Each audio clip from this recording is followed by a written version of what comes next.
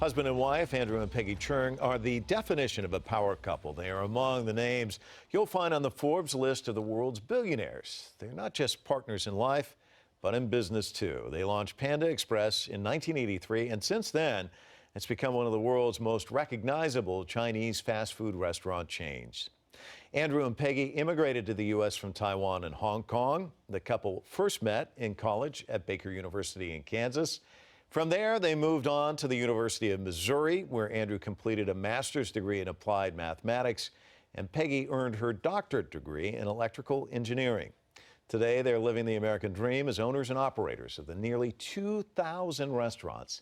They employ more than 25,000 associates. Next, they plan to further expand their brand internationally. We'll talk about that. They're here to discuss the Panda Way, the key to their success and their philosophy of putting people before profit. I want to welcome both of you to Full Frame. Thank you. How tough is it keeping this guy in line? Is he a troublemaker? Visionary. He's a visionary, yes. Yeah. Well, I mean, I think it's so interesting. The two of you go to school, you get the master's, you get the doctorate. They don't seem like they apply to the restaurant business. Now, you started in the restaurant business '73. When you got your degree, did you think, well, I'm going to just do this and then move on to something else? Or was it just, this is where I'm headed? This is where I'm headed. Yeah, right from the start. Oh, yes. How do the two of you complement each other? You know, and the reason I ask you this is because a lot of husband and wives, they go off in separate directions. They work, they come home, they kind of discuss their day. You go to work, you come home. I mean, it's 24/7.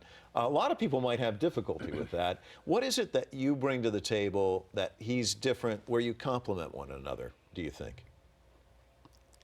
I think first thing, Andrew want to grow and just charging off.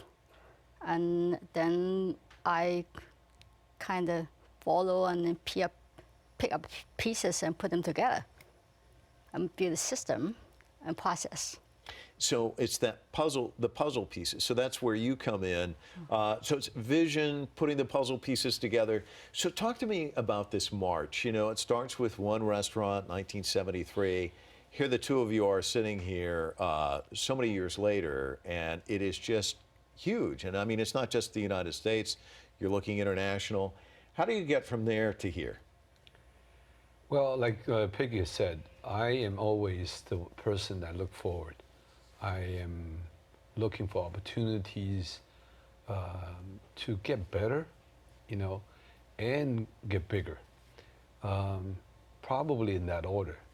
And so to do that, I mean, our work together is I like to think about opening stores and running the stores.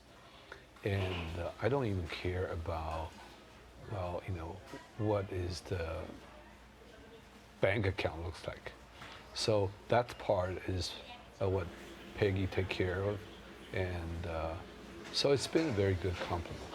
Peggy, you kind of start out, though, and this is what I think is interesting about your company. You start out as a family company. You've got the kids, you're a stay-at-home mom, I'm going to do this, I'm going to do that. Point of sale, you start thinking he's the visionary. But I don't think you ever really lost that. I mean, when I see these stories about the Panda Way, you're big, but you still kind of have that family feel. You don't, it's not like the customers are dollars and cents signs. It's not like the employees are just, you know, cattle and they can be moved away. I mean, there's this feel that's different than a lot of corporations. And I want you to talk to me about that, the Panda Way. How did this philosophy kind of come about? I think we started as a family, and we like to maintain as a family atmosphere. So the first thing we really focus on is culture. So the culture, the Panda Way is actually more behavior norm for throughout the organization than how we're going to conduct ourselves. So it's actually, we like to, with that kind of thinking, to everybody able to elevate themselves based in the culture, and then they feel they really really able to live into this culture, and this culture really is part of them. Well, it's interesting because so many corporations now, when you talk to them about growth, it's growth in stores, it's growth in numbers, it's growth in what's going in the wallet. People don't talk about the personal growth of their employees, but that's a big part of what you're all about, isn't it? I think it's when the individual is doing well, and then they have the capacity to care for their own family and care for other people. And so they perform at a higher level. And that has really worked out very well. I actually want to say that we want to be more balanced. And really, so we have that growth pyramid. Underneath the first foundation pyramid is culture, and then afterward be people, guests, financial. So we don't really let one part overpower other part, but it's knowing what we can build on top of each other. Yeah, thoughtful and planned though too. I mean, you plan your expansion. You're moving outside the United States. Where are some of the other places you've gone? I hear perhaps you may be headed towards China. I mean, what's that look like? Well, I think everything is a possibility. I think we found out developing Panda Express internationally is not as straightforward as just opening a store here. And so it really takes a lot of planning and also quite a bit of change. Our brand is strong in the United States, and however, when you get out of the United States, not so many people understands or knows about you. So it's not automatic.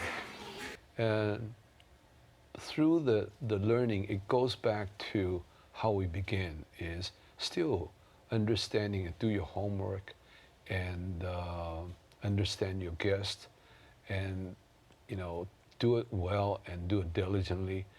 And hopefully people will catch on quickly. Is there, as you mentioned, homework, is a customer the same everywhere in the sense of what they want?